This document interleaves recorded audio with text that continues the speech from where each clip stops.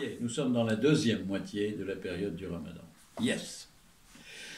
Certains et certaines d'entre vous vont constater avec surprise à la fin du Ramadan qu'ils ont perdu ou pris du poids. Ce sera donc, suivant les cas, une bonne nouvelle ou une mauvaise nouvelle ou même une très mauvaise nouvelle. Alors, pour que ça soit une bonne nouvelle, si vous avez bien suivi le programme alimentaire que je vous ai proposé dès le début, et si vous continuez à le suivre, eh bien ce sera une excellente nouvelle, parce que vous aurez, a priori, vous aurez soit perdu du poids si vous aviez besoin d'en perdre, soit pris du poids si vous aviez besoin d'en prendre, parce que l'alimentation que je vous propose est parfaitement adaptée à vous tous et à vous toutes. Ne craignez donc pas de grossir ou de maigrir, vous aurez la surprise de constater que votre corps est en parfait état. Ni trop peu. En revanche, si vous avez fait n'importe quoi et que vous n'avez pas assez mangé ou trop mangé, bah, vous pouvez vous retrouver avec une prise de poids importante ou être maigre comme tout et fatigué comme c'est pas permis. Et ça, en toute sincérité, ça n'aura pas été très malin, ni dans un cas ni dans l'autre. À la rupture du jeûne,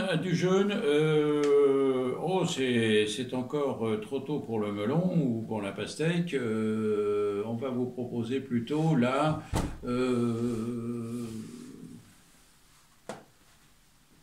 une petite soupe de fruits. Une petite soupe de fruits. C'est-à-dire vous mélangez tous les fruits que vous pouvez, que vous voulez. Alors vous pouvez en prendre, vous pouvez aller en chercher en surgelé, en les laissant bien. Vous avez pris, c'est pour ça que je vous appelle le matin, pour que vous puissiez avoir toute la journée pour préparer votre soirée, votre nuit. C'est évident, je me suis rendu compte qu'il valait mieux que je vous prévienne le matin. Donc vous prenez des produits surgelés, des petits fruits, il y a tout en surgelé dans les fruits. Vous faites un petit melting pot de tout ça, vous faites un petit mélange, et puis vous prenez ça à la rupture du jeûne en partageant dans des grands verres à fruits. C'est toujours sympa, c'est agréable. Tous les fruits que vous voulez, vous mélangez tout ce que vous voulez. Alors, on va faire suivre ça par un bouillon de concombre au lait de coco et au basilic. Ouais, c'est amusant, hein, lait de coco et basilic. Il y a Maya qui vient de ronronner derrière son écran. Hein. Ils vont entendre. Avec un filet de ras de casse, des filets de ras de casse au parfum de maniguette. Alors le parfum de maniguette, si vous voulez, c'est un poivre spécial. Maniguette, c'est un faux poivre en fait.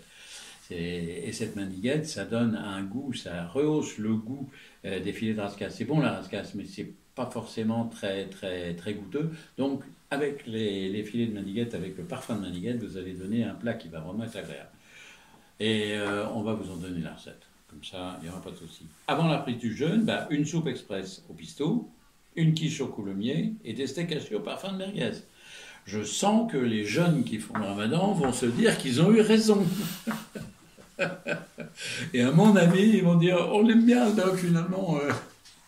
Donc vous avez bien noté la soupe express au pistou, la quiche au coulommiers, les steaks hachés au parfum de merguez, et puis bien sûr la boisson chaude ou froide, sans lait, sans sucre, sans édulcorant. Je vous dis au revoir à tous et à toutes, et à demain pour continuer notre chemin ensemble avec beaucoup de plaisir.